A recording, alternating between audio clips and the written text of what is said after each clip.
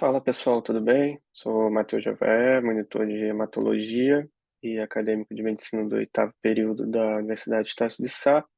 E como eu tinha combinado com os alunos da monitoria, eu resolvi gravar o tema que ficou faltando para a primeira prova, que seria a terapia transfusional, que é um tema assim complexo, né? Apesar de ter dado no início do período. Geralmente eu até prefiro quando eles botam essa matéria para o final, que após, entender todos os distúrbios da coagulação, faz sentido muitas coisas que a gente vai abordar. Porém, como é uma disciplina que tem várias mudanças todos os períodos, eles abordaram a terapia transfusional durante o primeiro bloco para a prova. Então eu vou trazer aqui os principais tópicos e uma abordagem mais geral. Se vocês tiverem alguma dúvida, alguma sugestão, vocês podem mandar nos comentários desse vídeo, que ele vai ficar disponível. E se vocês quiserem outros temas ou que eu traga mais essa abordagem em vídeo, talvez de casos clínicos ou de algum tema que gere mais dúvidas, vocês podem me contactar diretamente ou botar aí também nos comentários, tá bom? Então aqui nesse primeiro slide a gente vê claramente o nosso grande protagonista, né? Que seria o concentrado de hemácias, que vai ser o mais utilizado. E a gente vai tratar desde a sua coleta, né, do sangue total, até as reações transfusionais, agudas e tardias.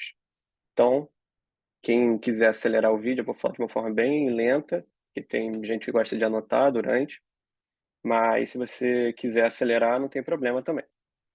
Então, vamos lá. Então, a primeira etapa, né, seria a captação, né? Então, a gente vai falar do ciclo do sangue, que você capta os doadores, né? Mas não é qualquer pessoa que pode doar, tem uma série de pré-requisitos, tanto de idade, peso e também de condições clínicas. Então, você tem essa pré-triagem e depois, se a pessoa for aprovada ou não, ela pode doar esse sangue. Então, tem desde a questão alimentar desse doador até mesmo o passado clínico dele. Então, se ele já teve alguma infecção, principalmente hepatite, é muito frequente essa triagem revelar que alguns pacientes possam ter um contato com uma hepatite B, muitas vezes. Então, isso é importante para você não gerar uma reação transfusional tardia relacionada a agentes infecciosos. Então, tem todo um fluxograma típico para você poder doar para esse paciente ou para qualquer pessoa específica depois. Então, o controle de doadores, né? Isso é muito importante. Quem é que pode doar? Então, você tem que ter entre 16 e 69 anos, com as suas peculiaridades entre algumas faixas, e você tem que ter um documento de identificação com foto, e aí uma questão de peso muito importante, só quem pesa mais de 50 quilos que pode doar sangue. E além disso, você tem que ter tido uma noite de sono no mínimo de 6 horas e estar alimentado. Não precisa estar em jejum, como um exame de sangue regular, que você precisaria estar em jejum muitas vezes. E evitar alimentos gordurosos nas 3 horas que antecedem. E se você fez uma refeição mais com uma quantidade um pouco maior, você tem que esperar 2 horas. Então, geralmente as pessoas podem doar de tarde, depois do almoço, só que com intervalo de 2 horas. E aqui os testes para agentes infecciosos, impedir uma reação transfusional tardia, os principais. Isso tem sido ampliado cada vez mais e o rigor é sempre muito importante para você não gerar um malefício para esse paciente que já está debilitado pra, por ter feito um concentrado de hemácias ou um concentrado de plaquetas. Muitas vezes é o mais frequente. Então, uma introdução aqui, principalmente para as reações transfusionais, é muito importante vocês entenderem esse conceito dos antígenos eritrocitários. O mais famoso, né, é o do sistema BO e do sistema RH, mas tem diversos tipos de sistemas e classificações relacionadas aos antígenos eritrocitários, que podem gerar ou não uma reação transfusional adversa, como a interação antígeno dessa hemácia, muitas vezes, com o anticorpo do receptor. Então, a maioria dessas reações transfusionais que a gente vai abordar são relacionadas com uma interação antígeno-anticorpo, que por muitas vezes esses concentrados, tanto de hemácia quanto de plaquetas, eles não têm nenhum tipo de filtro de leucócitos, uma leucorredução que poderia impedir também muitas vezes essa reação e acaba gerando esse efeito adverso da transfusão. O sistema BO é o mais famoso, tem o próximo slide aborda bem isso, e principalmente na reação hemolítica aguda, quando você tem uma identificação muitas vezes equivocada da bolsa ou do paciente, esses antígenos desses sangues acabam interagindo com os anticorpos. Então, aqui no lado esquerdo, a gente tem esse sistema BO, e no lado direito, o sistema BO com o sistema RH.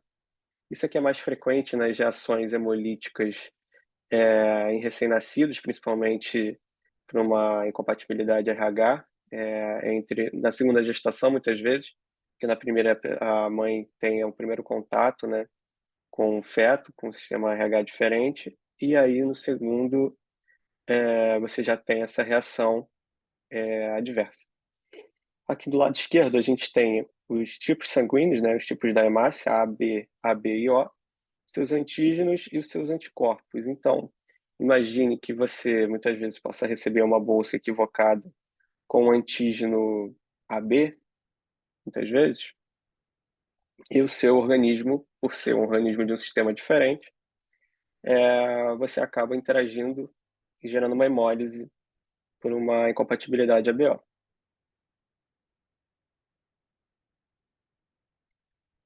Então, aqui, vamos abordar os principais fracionamentos, né? A gente tem os hemocomponentes e os hemoderivados. Essa é uma diferença inicial importante. Os hemocomponentes, eles são frações daquele sangue total, enquanto os hemoderivados, eles sofrem um processo industrial. Então, para você ter um hemoderivado, você precisa ter uma transformação de algum componente daquele sangue.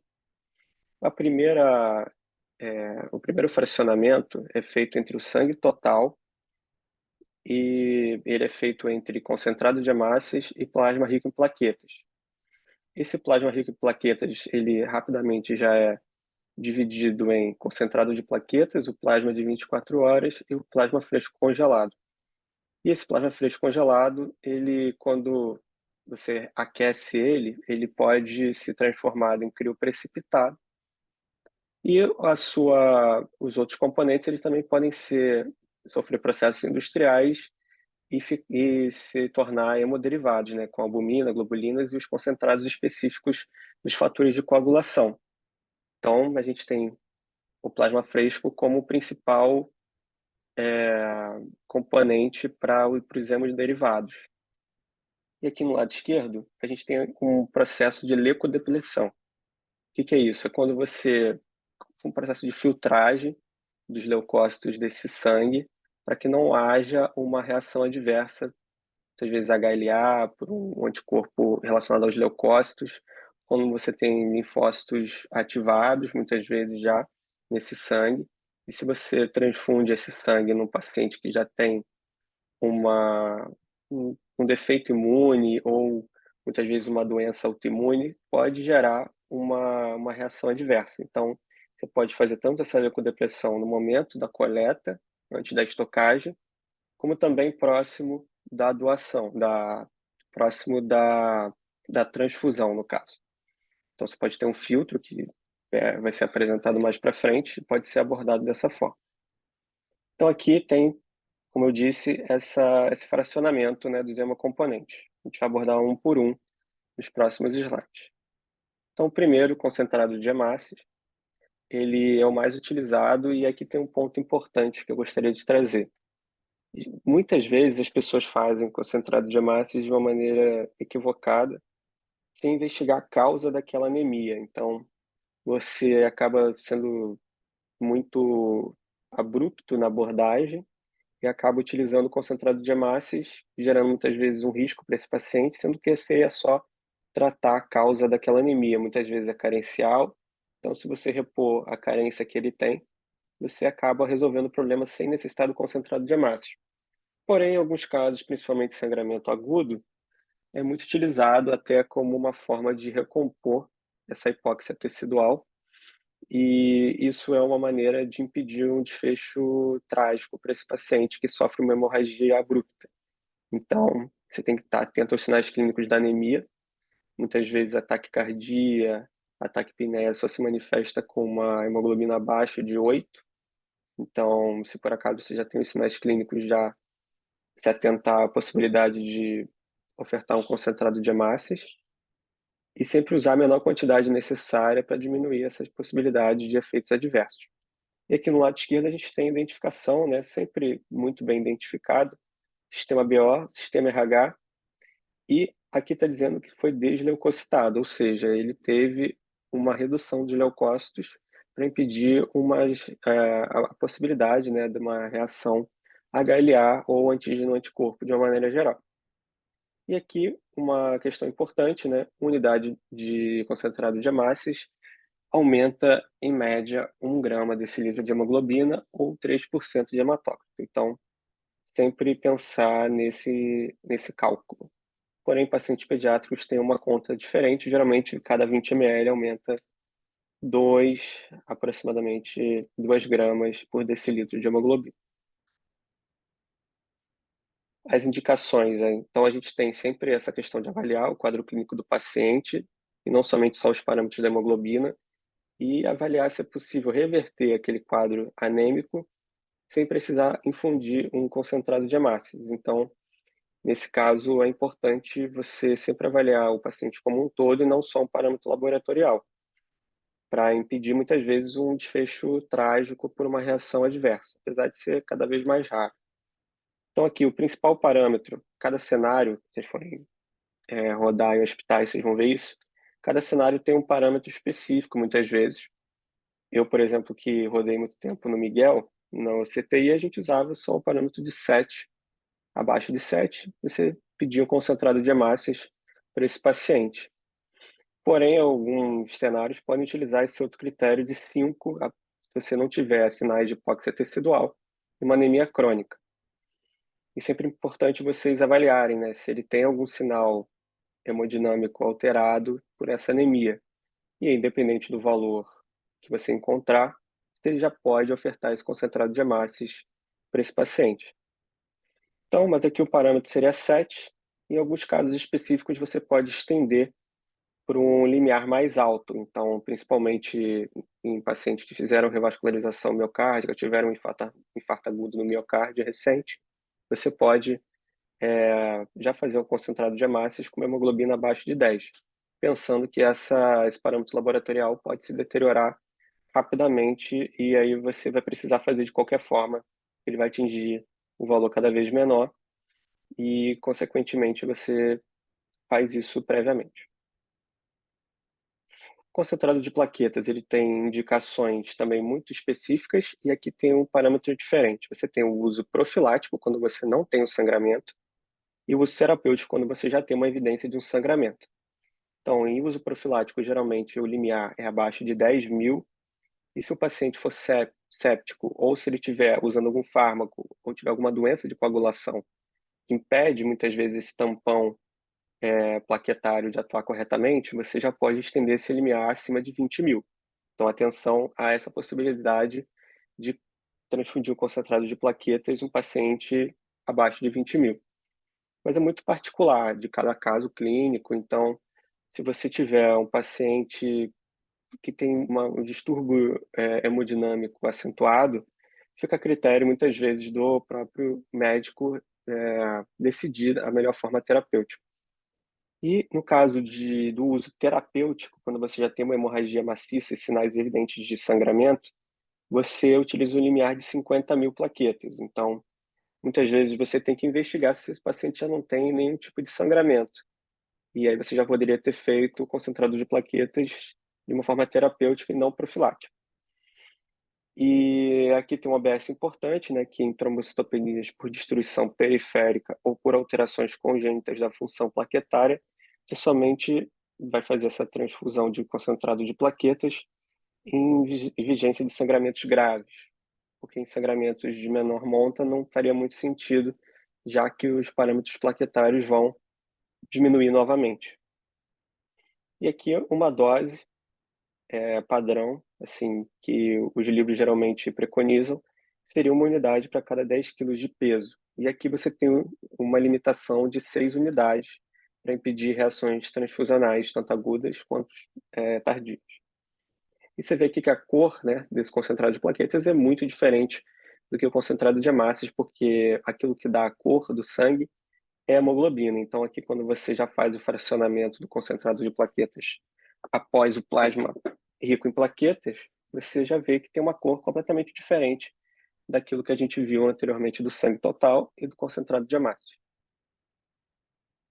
O plasma fresco congelado, como eu disse, ele é o principal componente que vai dar origem aos hemoderivados, e ele tem esse nome porque ele é mantido, né, congelado abaixo de menos 30 graus Celsius.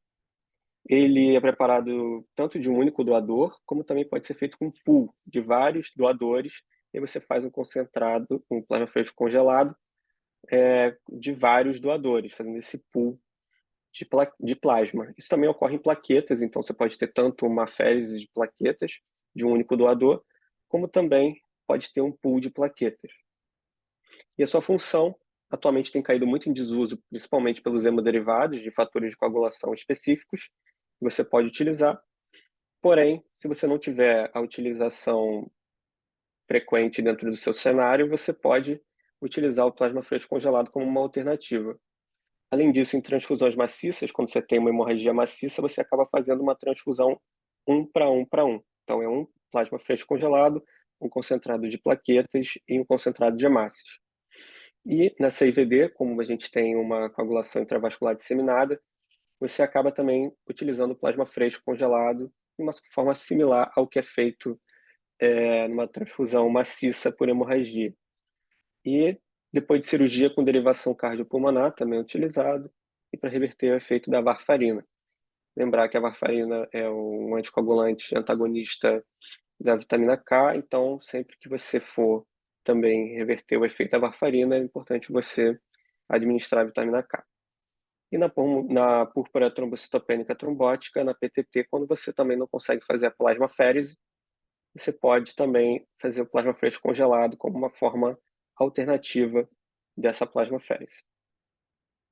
Aqui os componentes desse plasma fresco, então você tem todos os fatores da coagulação, além do fibrinogênio e do fator de von Willebrand. Então, é como se fosse um pool de tudo aquilo que você vai encontrar no hemoderivado. Então, muitas vezes o paciente não necessita de todos os fatores de coagulação. Então, cada vez tem sido feito uma transfusão mais específica daquilo que tem sido o motivo dessa transfusão, e não utilizar o plasma fresco porque ele teria um efeito rebote, muitas vezes, naqueles fatores que você não está com uma depressão, né? Então, as indicações são bem específicas, como eu disse, e utiliza o NR. Aqui embaixo eu botei um quadro explicativo do que seria o cálculo do NR, mas isso vocês vão ver com uma maior profundidade nos distúrbios da coagulação. Mas, basicamente, como a gente já tem um paciente hepatopata, ele tem tanto uma disfunção primária quanto secundária da coagulação. E aí você acaba utilizando o INR como parâmetro para fazer essa transfusão de plasma fresco. E aí a dose, 10 a 20 ml quilo, aumenta em média 20 a 30% os níveis dos fatores como um todo. O crio precipitado é uma fração do plasma fresco congelado, então vocês imaginam que algum componente do que tinha no plasma fresco vai continuar presente no crio precipitado, porém é algo mais específico. Então, ele tem indicações específicas mais restritas do que o plasma fresco. E nesse caso seria basicamente a CIVD. Além disso, transfusões maciças você pode, se você tiver uma necessidade maior, principalmente de fibrinogênio e fator 8 concentrado, além do fator de von Willebrand, você pode fazer também junto com a transfusão maciça 1 para 1 para 1. E, além disso, na insuficiência hepática, quando você tem uma redução principalmente desses fatores. E foi utilizado inicialmente para hemofília A, antes de ter o fator 8 concentrado. E, além disso, atualmente é utilizado basicamente para CIVD. Quando a gente fala principalmente da leucemia promielocítica aguda, é muito utilizado. E aqui a gente tem as indicações, né? Como eu disse, né? Basicamente com uma CIVD como protagonista da indicação do crioprecipitar, e uma unidade para cada 7 a 10 quilos de peso. Aqui eu não achei nenhum teto, como a gente tinha falado anteriormente em alguns casos. Vamos agora para as reações transfusionais. Sempre é bom lembrar, né, caso alguém tenha alguma dúvida, vocês podem voltar, me pedir esse slide também diretamente, que eu envio para vocês, caso vocês tenham alguma dúvida do que estava escrito lá. Então, vamos dar seguimento, falando das reações transfusionais. A gente tem tanto reações transfusionais agudas, quanto reações transfusionais tardias. E o que que é determinante? O que é determinante muitas vezes é o tempo. Enquanto as reações transfusionais agudas, elas são durante, logo após, geralmente é o mais frequente, durante ou logo após, mas em alguns casos, como eu vou abordar, pode se estender até 24 horas após essa transfusão. Porém, a reação transfusional tardia ocorre após essas 24 horas, podendo se estender até 30 dias dessa transfusão. Aí você precisa investigar se tem relação ou não esse quadro com a transfusão que você fez, ou de concentrado de plaquetas ou de concentrado de hemácias, que é mais frequente esse tipo de reação transfusional. Porém, pode acontecer com qualquer hemocomponente. Então, vamos abordar cada uma individualmente, as principais, eu não vou abordar todas, só as que são mais frequentemente cobradas e que deve ter uma atenção maior do profissional no dia a dia. Então, aqui a gente tem uma imagem de uma que é mais temida, que é a trale, que é uma lesão pulmonar aguda relacionada à transfusão. Você vê que tem um quadro pulmonar bem típico, exacerbado, e tem uma taxa de letalidade grande se o profissional não é bem treinado para identificar esse tipo de lesão. Porém, a gente vai encontrar outros tipos de reações não relacionadas só com a hemodinâmica do paciente. Você pode ter reações tanto leves quanto também muito graves. Aqui eu trouxe um quadro exemplificando duas categorias das reações transfusionais agudas, uma que vai evidenciar reações relacionadas ao sistema imunológico e outras causas não imunológicas. Então, a maioria relacionado a uma interação do sistema imune do paciente com o doador, e muitas vezes isso pode ter sido resolvido com uma leucorredução, tanto no momento da estocagem quanto também previamente à transfusão. Então, é muito importante lembrar disso, que a leucorredução é um processo que muitas vezes impede essa reação transfusional adversa. Como eu disse, as agudas são em até 24 horas, em alguns casos, mas muitas vezes é durante ou após a transfusão. A avaliação clínica imediata é importantíssimo, porque você tem que parar de transfundir essa bolsa nesse paciente, assim que você conseguir evidenciar esse distúrbio, e você tem que notificar sempre em qualquer reação transfusional, tanto aguda quanto tardia, e ter um acesso venoso salinizado pronto para fazer qualquer tipo de intervenção farmacológica ou muitas vezes de volume para diluir esse componente que foi infundido, né, transfundido, e conseguir eliminar o mais rapidamente possível para não ter um efeito hemodinâmico grave, muitas vezes. E um fator muito importante, lembrar que muitas vezes você vai transfundir não só uma bolsa, e pode ser no momento da segunda bolsa você evidenciar essa reação transfusional aguda. E lembrar que isso pode ter acontecido pela primeira bolsa e não pela que você está transfundindo. Isso é um fator bem importante. Aqui um esqueminha bem interessante do livro do Zago, do Tratado de Hematologia. Ele organiza assim os principais sinais e sintomas das reações transfusionais agudas. Você tem desde as reações hemolíticas até a sobrecarga de volume.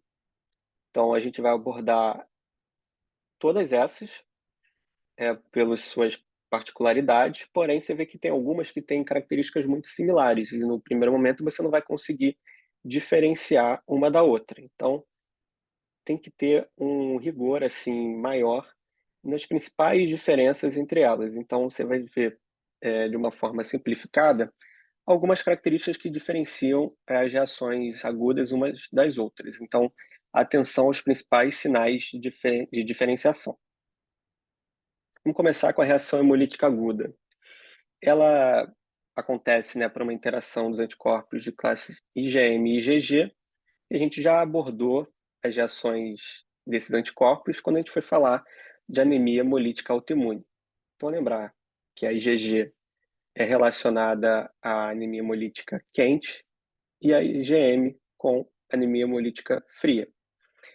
Geralmente é relacionado a IgG1 e IgG3, com um antígeno presente na membrana do eritrócito, que pode desencadear uma sequência de respostas neuroendócrinas, ativação do complemento e efeitos sobre a coagulação sanguínea, liberando citocinas que resultam nas manifestações clínicas da reação hemolítica aguda. Geralmente acontece quando tem uma identificação equivocada ou do paciente que vai receber esse concentrado de hemácias, esse concentrado de plaquetas, em relação à sua identificação no sistema BO. Então, quando você tem uma incompatibilidade ABO, você vai gerar um processo de hemólise muito relacionada a esses antígenos de superfície dos eritrócitos.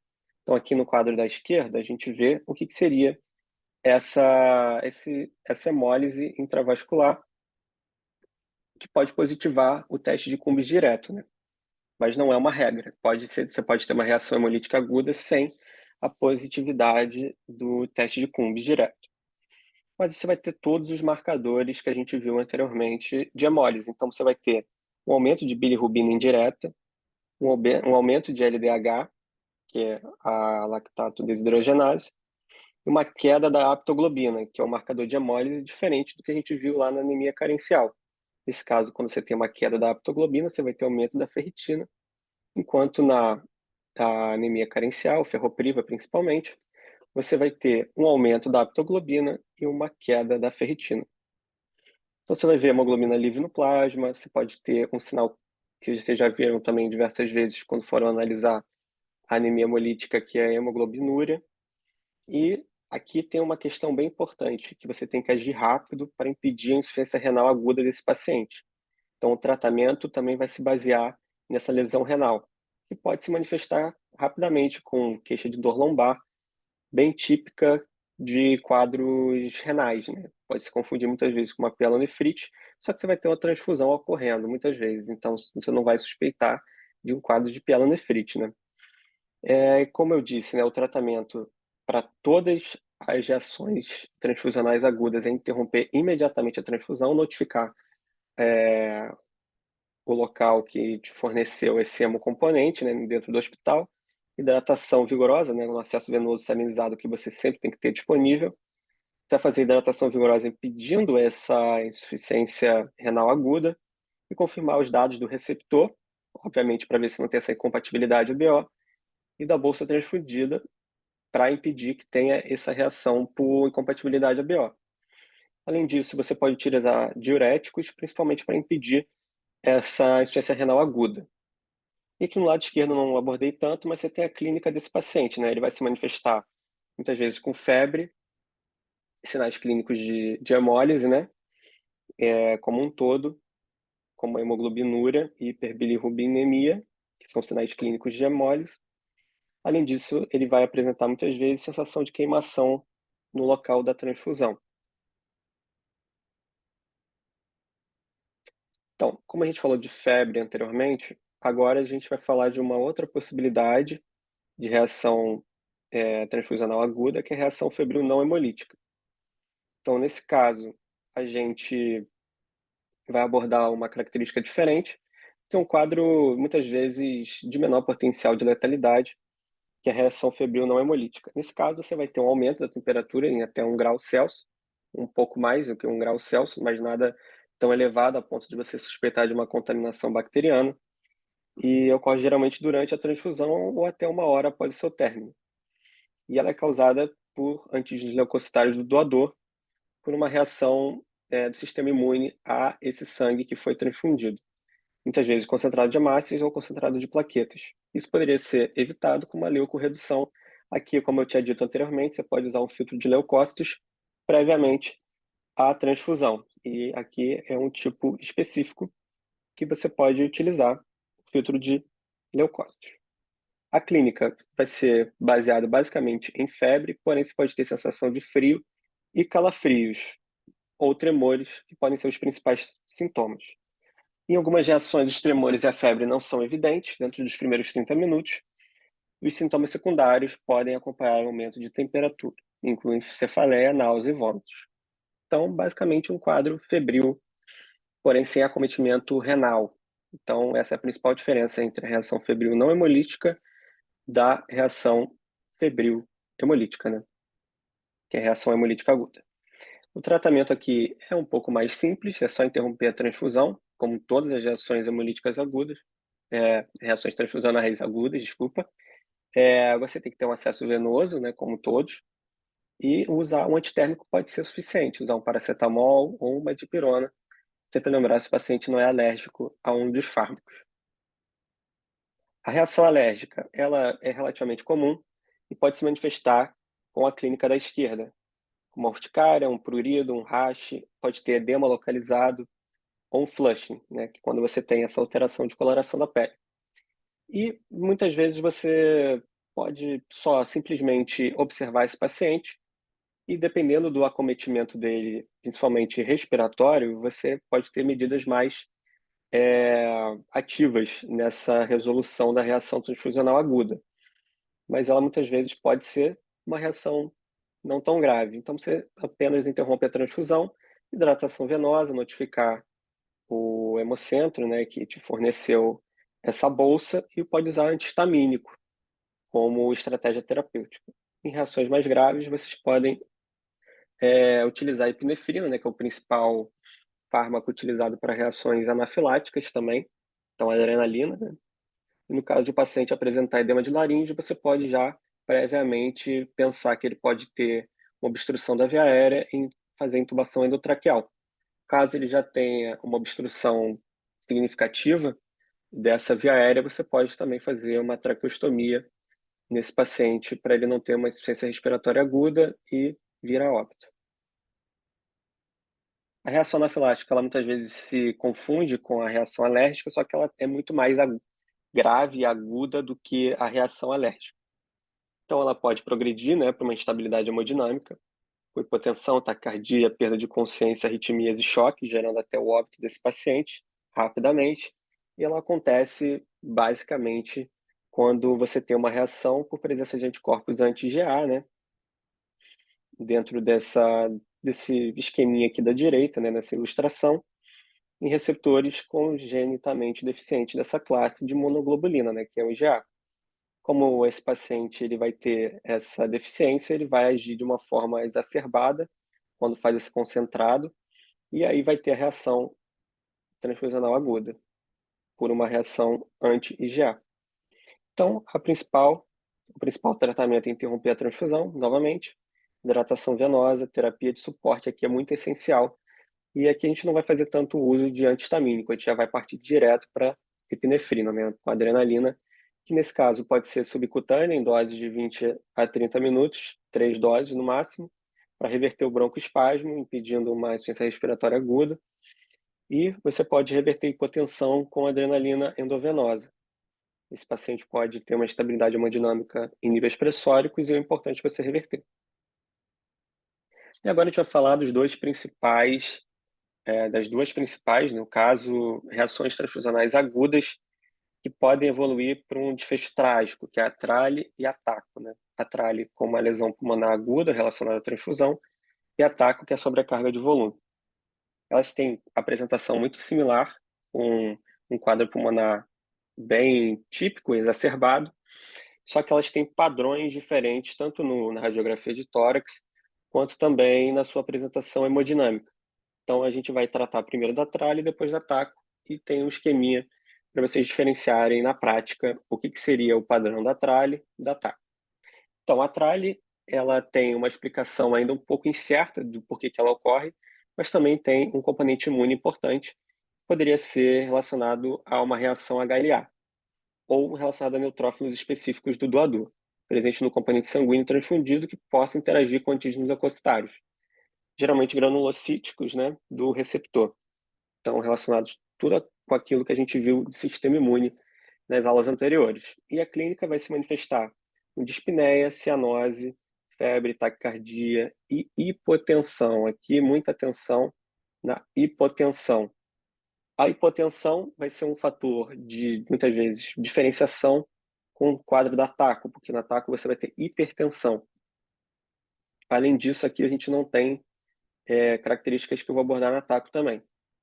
Geralmente isso ocorre dentro de 4 horas, podendo se estender até 6 horas da transfusão do hemocomponente.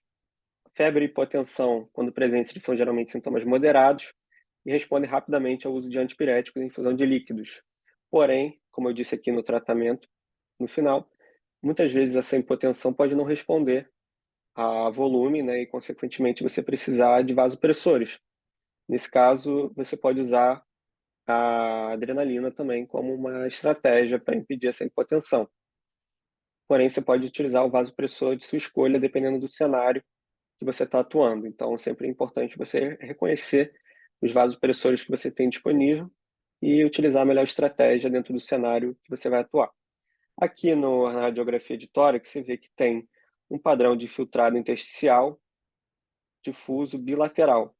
E vai se diferenciar muitas vezes da TACO porque não tem uma predominância parilar, que é comum na TACO. Ele é mais difuso, você vê que tem sinais clínicos aqui de uma hipotransparência difusa nos dois pulmões, né? Tanto no pulmão direito quanto no esquerdo.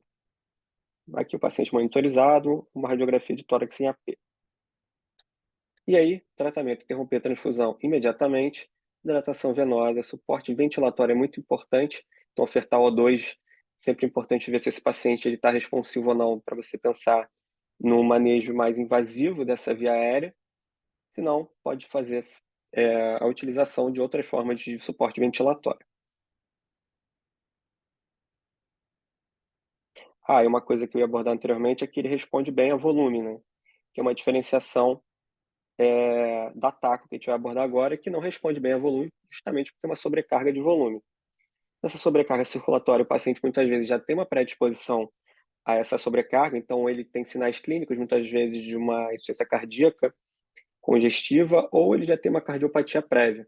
Além disso, idosos são muito frequentemente acometidos porque eles já têm comorbidades associadas. Então, você tem que avaliar os sinais clínicos desse paciente previamente. Então, é importante, antes de você fazer essa transfusão do hemocomponente, você avaliar o cenário clínico, para não gerar um efeito pior do que você tinha anteriormente, né, do cenário clínico. Então, nesse caso, geralmente na segunda bolsa, você acaba evidenciando a sobrecarga de volume e ele vai se manifestar como uma insuficiência cardíaca congestiva. Então, tem toda aquela clínica típica de ICC. Então, você vai ter dispneia, ortopneia, cianose, taquicardia e aqui um negócio que é muito importante. Como eu disse, na trale você vai ter hipotensão e aqui você tem o oposto, vai ter hipertensão. Então, o que diferencia basicamente a trale da TACO? Os níveis pressóricos, a responsividade a volume e aqui no laboratório, BNP elevado. Como aqui a gente está falando de sinais clínicos de ICC, essa dispneia vai estar muito associada a volume. Então, o BNP, os peptídeos natriuréticos, vão estar elevados, típicos de uma ICC, o que não vai acontecer na trale, que você tem o BNP normal. Então, as principais características: níveis pressóricos, responsividade a volume e BNP. BNP aqui na TACO vai estar elevado, não vai responder a volume e vai estar hipertenso.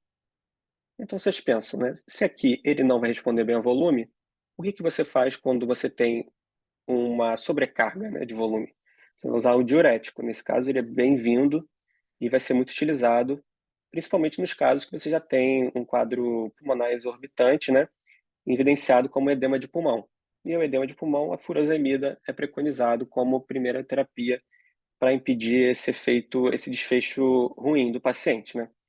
Então aqui, o que é o tratamento, né? O tratamento é interromper a transfusão em todos os casos, isso já está bem evidenciado, acesso venoso, limitar a infusão de líquidos. Enquanto na trale você infunde líquido nesse paciente, aqui você vai limitar essa infusão, para não piorar o quadro clínico de sobrecarga, né?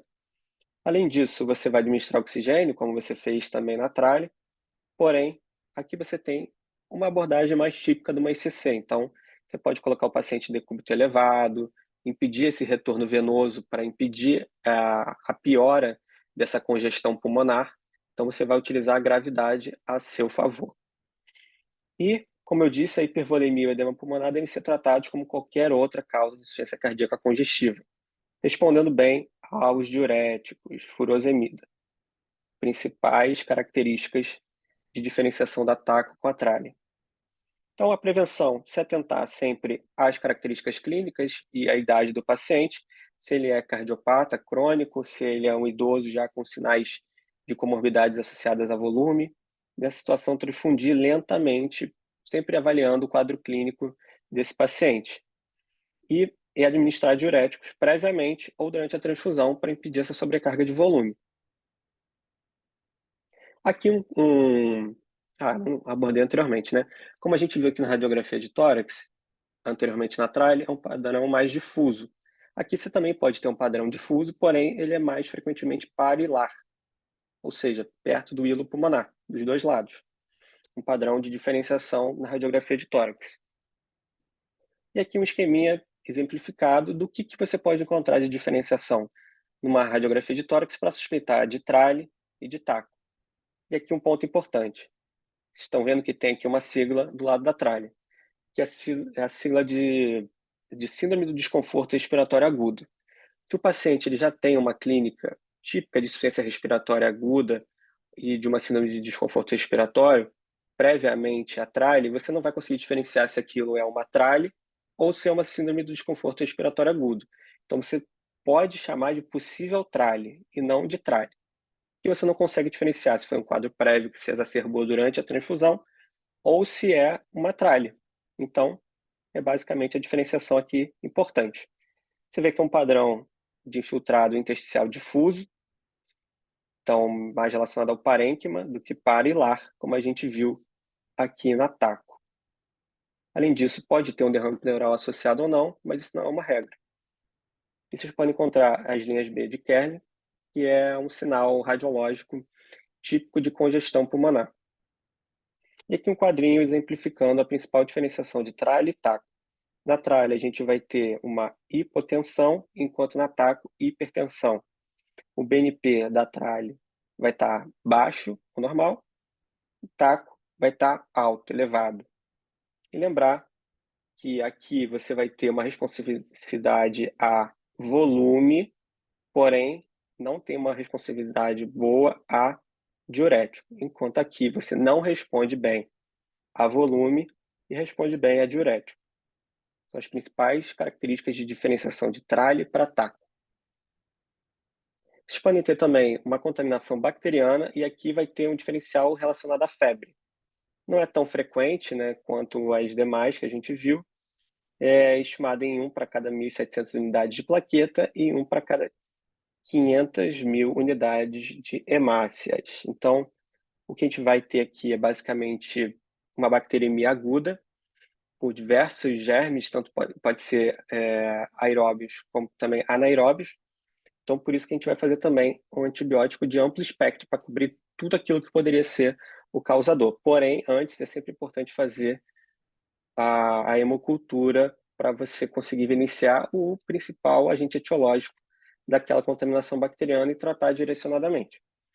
Porém, a clínica vai ser relacionada com febre.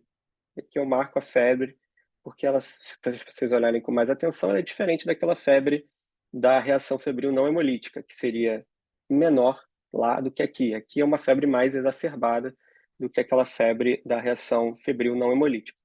Isso aí pode ter calafrios intensos, tremores e taquicardia, distúrbios hemodinâmicos mais específicos.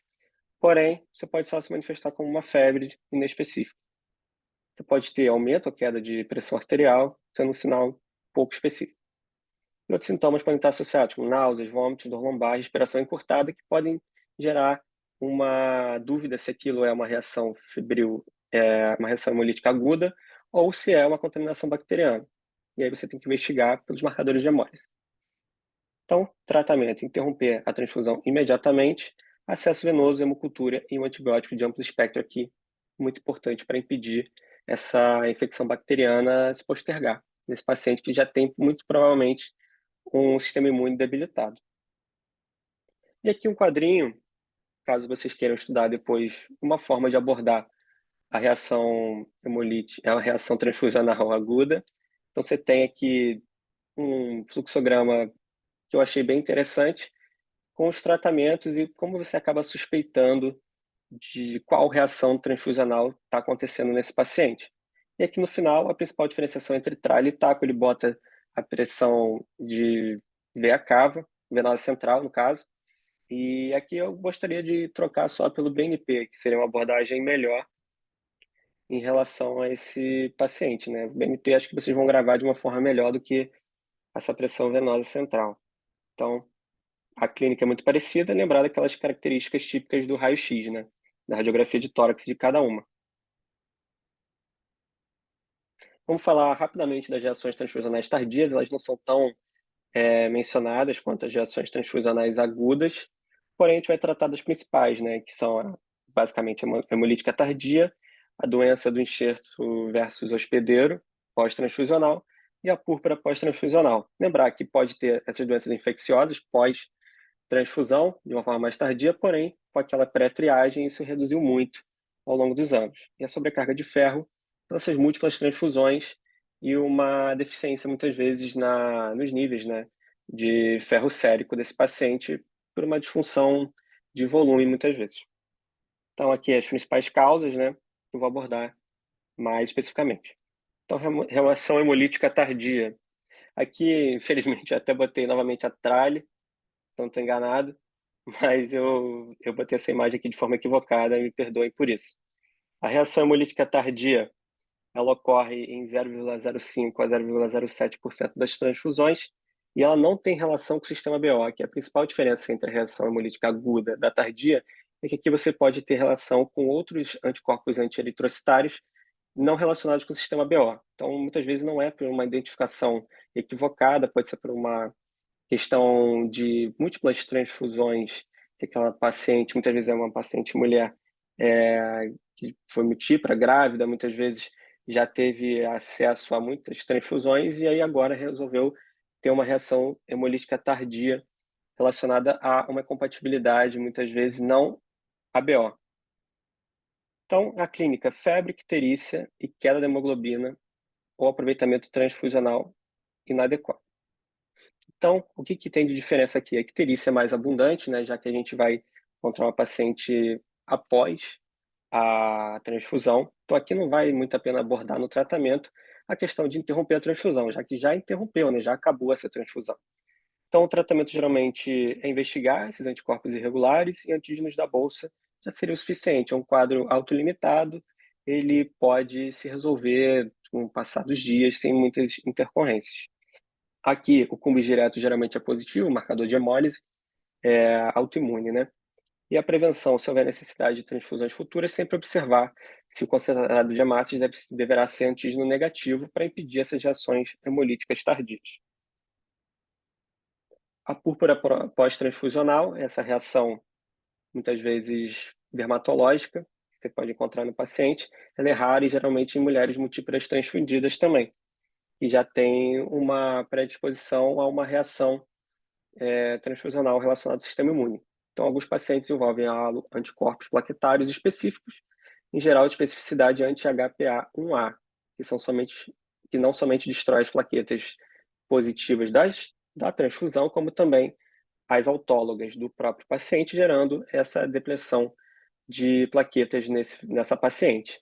Geralmente abaixo de 10.000 plaquetas, lembrando lá daquela preconização do concentrado de plaquetas profilático. Nesse caso seria bem-vindo, porém, você tem que sempre se atentar se esse concentrado de plaquetas que você for fazer nessa paciente, ele é HPA1A negativo e não positivo, para não ter uma púrpura pós-transfusional dessa paciente que já vem tendo essa reação imune. Então, geralmente ela se manifesta uma semana após a transfusão em paciente com história prévia de gestação ou transfusão. Ela é autolimitada também, por volta de 3 semanas essa paciente já vai estar com esse quadro resolvido. Porém, casos graves podem ser tratados com monoglobulina intravenosa ou com plasmaférese.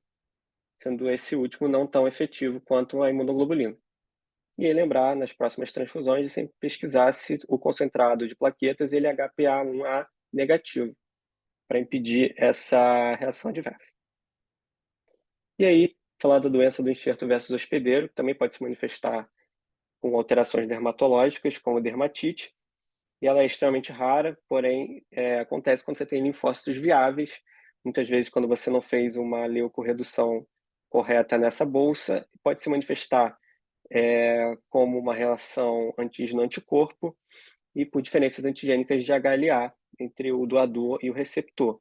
Ela se manifesta como uma pancitopenia refratária, febre, dermatite, alteração da função hepática, elevação, nesse caso, da transaminases bilirrubinas, enterocolite, diarreia aquosa, pode ser uma manifestação que você começa a suspeitar desse paciente. Então, é a principal diferenciação dessas reações transfusionais tardias. Sempre investigar se não é nenhum outro quadro não relacionado com a transfusão, mas sempre se atentar se ele fez uma transfusão há pouco tempo, se isso não pode estar relacionado com a transfusão. Geralmente, o tratamento é ineficaz, com mortalidade altíssima, principalmente porque esses pacientes muitas vezes já têm alguma doença prévia relacionada ao sistema imune, muitas vezes eles já são pacientes oncológicos, que fazem múltiplas transfusões a ponto de, nesse momento, sofrer com uma doença do enxerto versus hospedeiro e ser um desfecho fatal. Isso pode ser corrigido com uma leucorredução, muitas vezes com irradiação dos hemocomponentes celulares. Então, desde o sangue total, como também os seus hemocomponentes. Vamos agora fazer algumas questõezinhas. Eu vou abordar mais os hemocomponentes e as reações transfusionais agudas, mas as reações transfusionais tardias não são muito cobradas em provas, então são mais importantes mesmo saber essa questão da tralha e da taco e as indicações dos hemocomponentes. Então vamos lá. Questão 1. A terapia transfusional requer indicações e cuidados específicos, inclusive com riscos e complicações quando indicada. Nesse sentido, é correto afirmar sobre a tralha que é severa e distinguível da síndrome de desconforto respiratório agudo através da radiografia de tórax. O edema pulmonar é unilateral e distinguível pela radiografia de tórax e edema pulmonar cardiogênico. Geralmente ocorre após 5 a 7 dias da transfusão de concentrado de hemácias. Hipotensão e hipoxemia de início abrupto são marcadores que excluem o diagnóstico. Fatores de risco para a síndrome do desconforto respiratório agudo, quando previamente presentes, impedem o diagnóstico de tralha, não possível tralha. Então, aqui uma questão conceitual de tralha, né? A tralha severa, ela não é distinguível da síndrome de desconforto respiratório agudo somente pela radiografia de tórax. Você precisa ter mais componentes para diferenciar se o histórico prévio desse paciente, se ele teve uma transfusão recente ou não, se isso é próximo do intervalo ou não, para ser uma reação transfusional aguda.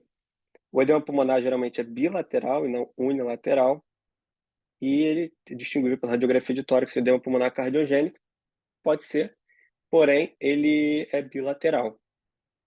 Geralmente ocorre após 5 a 7 dias, não. É uma reação transfusional aguda, então durante a transfusão ou até mesmo após a transfusão. Geralmente até 6 horas isso já se manifesta no caso concreto. Hipotensão e hipoxemia de início abrupto são marcadores que excluem o diagnóstico. Na verdade, não. Estes são marcadores que confirmam o diagnóstico. Fatores de risco para síndrome de desconforto respiratório agudo, quando previamente presentes, impedem o diagnóstico de tralha dominante possível tralha. Eu falei isso algumas vezes, durante aquele quadrinho explicativo, que quando você já tem fatores de risco prévio, é difícil você confirmar que é uma tralha, muitas vezes porque você não sabe se foi uma síndrome de desconforto respiratório agudo exacerbado durante a transfusão ou se foi relacionado com a transfusão. Por isso você chama de possível tralha. Então, resposta correta, letra E. Qual dessas medidas é indicada para a prevenção de reação febril não hemolítica? Como eu disse, aqui o que é mais importante é você fazer a desleucocitização, ou a leucorredução, até mais fácil de falar, dos hemocomponentes.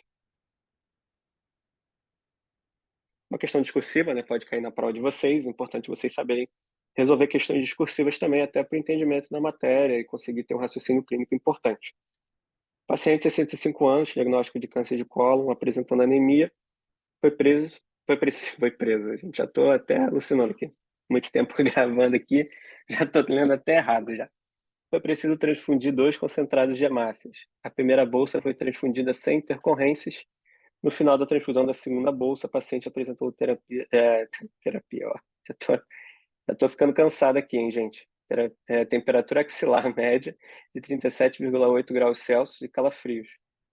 Sinais vitais, PA 110 por 30, frequência cardíaca de 100 batimentos por minuto e frequência respiratória de 16 incursões por minuto.